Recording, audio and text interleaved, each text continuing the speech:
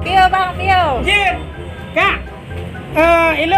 Ilong nak pasang anti goreng, naik makan anti goreng ini. Nah, dilikat tapi. Larang ikut. Lorong tengahnya dah mah. Oh, lah kedainya, Cik. Kau fikir larang je, dom lah, Kak. Kan, dah mah. Juga jauh saja. Pakai lekan. Okey, tiranya lucu dah.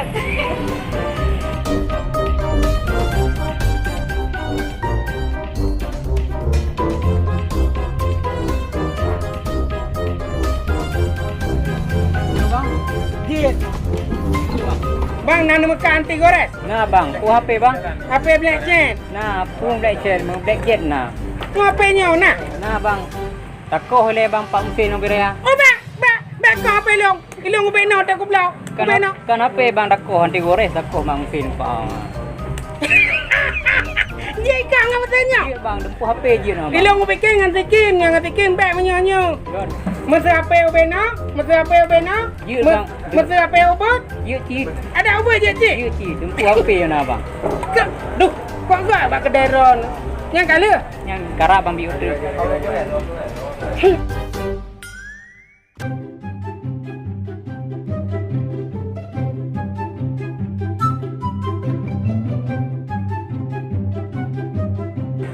Bang Nandi Gores. Nah bang, apa itu bang? Monjo ni.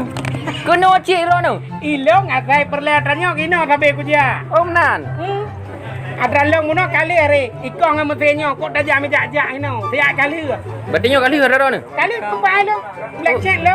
Black chain. Anggap gaji chain ah. Gagu menan. Pegang je. Nak koh cik juga. Oh cik bang.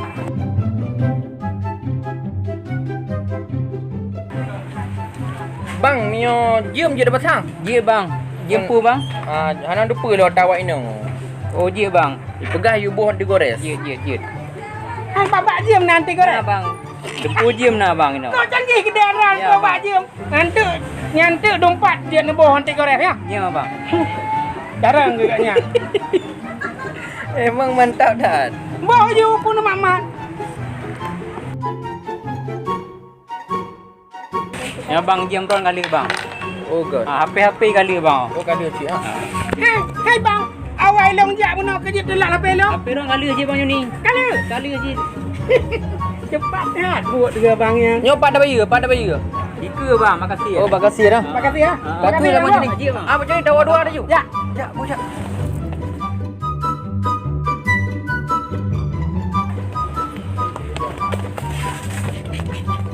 Hai saudara mandung, menyeperle pasang anti gores HP, bak tua deh ya, bak pusat aksesoris HP di Simpang Surabaya. Okey. Oke.